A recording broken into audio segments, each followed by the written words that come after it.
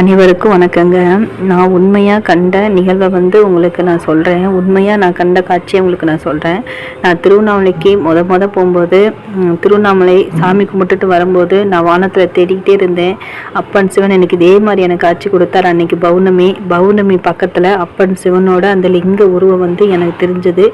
அப்பன் சிவன் மீது சத்தியமாக சொல்கிறேன், இந்த தரிசனம் எனக்கு கிடைச்சது. நான் திருவண்ணாமலைக்கு போகிறேன்.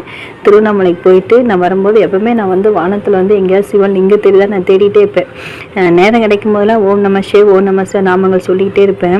ஸோ 3 மாதத்துக்கு முன்னாடி திருவண்ணாமலைக்கு முன்னாடி போகும்போது ஓம் நம சிவாய ஓம் நம சிவாய சொல்லிகிட்டே இருப்பேங்க. அப்போ திருவண்ணாமலைக்கு போயிட்டு வந்துட்டேன். போயிட்டு வரும்போது ஆட்டோவில் வந்துட்டிருக்கேன். மேலே அந்த அண்ணாமலையார் கோயிலை விட்டு வர்றதுக்கு எனக்கு மனசு இல்லை. என்னால் அந்த இடத்த விட்டு நகரவே முடியல. வர ஓம் நம சிவாய சொல்லிகிட்டே இருந்தேன். அப்பன் சிவனை நினச்சிக்கிட்டே வந்தீங்க. பார்த்தீங்கன்னா நான் ஆட்டோவில் வந்துட்டிருக்கேன் பஸ்ஸை பிடிக்கிறதுக்காக.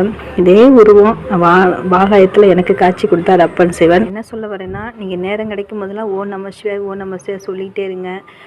முருகாங்கிற நாமம் சொல்லுங்கள். உங்களுக்கு எந்த சாமி எந்த தெய்வம் பிடிக்குதோ அவங்கள நீங்கள் சொல்லிகிட்டே இருங்க. தேவைக்காக மட்டும் இறைவனை வணங்கக்கூடாது.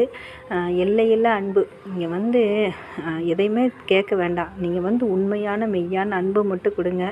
அப்பன் சிவனை பார்க்காம இருக்க முடியாது. அந்த எல்லைக்கு நீங்கள் வந்துடணும். ஸோ அந்தளவுக்கு வரும்போது இறைவனோட பார்வை கருணை நம்ம மேலே படணுங்க. ஜென்மத்தில் ஏதோ செஞ்ச தவறோ பாவமோ என்னமோ தெரியாது. நம்ம இந்த பிறவி எதுக்கு எடுத்துருக்கோம் நமக்கு தெரியாது. ஆனால் நீங்கள் இறைவனை வணங்க கர்ம வினைகள் பாவங்கள் கழியுங்க. கண்டிப்பாக நான் உணர்ந்திருக்கேன். மெய்யாக அனுபவித்து உணர்ந்து உங்கள்கிட்ட நான் சொல்கிறேன். அதுதான் நான் என்னுடைய சேனலோட நோக்கம். நான் சொல்கிறதெல்லாம் எல்லோரும் நல்லா இருக்கணும். அதுதான் உலக நன்மைக்காக நான் வேண்டிக்கிறேன். நேரம் கிடைக்கும் போது நாமங்கள் சொல்லுங்கள். அது பெரிய மிகப்பெரிய சக்தி. நான் திரும்ப அதுதான் சொல்கிறேன். ஏன்னா இறைவனோட அந்த இறைவனை வணங்குறதுக்கே அவங்களோட அனுமதி வேணும். ஒரு கோயிலுக்கு போகிறோன்னா அந்த இறைவனோட அனுமதி வேணும். அந்த கோயிலுக்கு போனால் நமக்கு ஒரு நல்லது நினைக்கும். நம்ம பாவங்கள் நீங்கும், கர்ம வினைகள் நீங்கும். நம்ம ஒரு கோயிலுக்கு போயிட்டு வந்த பின்னாடி ஒரு நல்ல மாற்றங்கள் நிகழும். அதுக்கு கூட அந்த இறைவனோட அனுமதி வேணும். அதுக்கு தான் சொல்கிறேன். நம்மளாம் இந்த பிரபஞ்சத்தில் ஒரு சிறு திரும்பு. நமக்கு மேலே மிகப்பெரிய சக்தி இயங்கிக்கிட்டு இருக்கு. அப்பன் இறைவன்கிற மிகப்பெரிய சக்திக்கு நம்மளாம் இங்கே எதுவுமே கிடையாது. இறைவன் இயக்கிற இயக்கத்தில் தான் நம்ம இருக்கோம். ஸோ அதை எல்லோரும் உணர்ந்து நேரம் கிடைக்கும் போதெல்லாம் கோயிலுக்கு போங்க. நேரம் கிடைக்கும் போதெல்லாம் நாமங்கள் சொல்லுங்கள். அப்போ தான் இறைவன் நம்ம மேலே கருணை மழை கருணை பொழிந்து நமக்கு எல்லா வளங்களையும் நலங்களையும் கொடுப்பாங்க.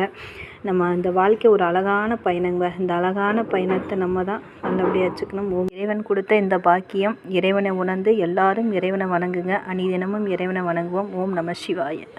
குலதெய்வம் துணை. ஓம் முருகா.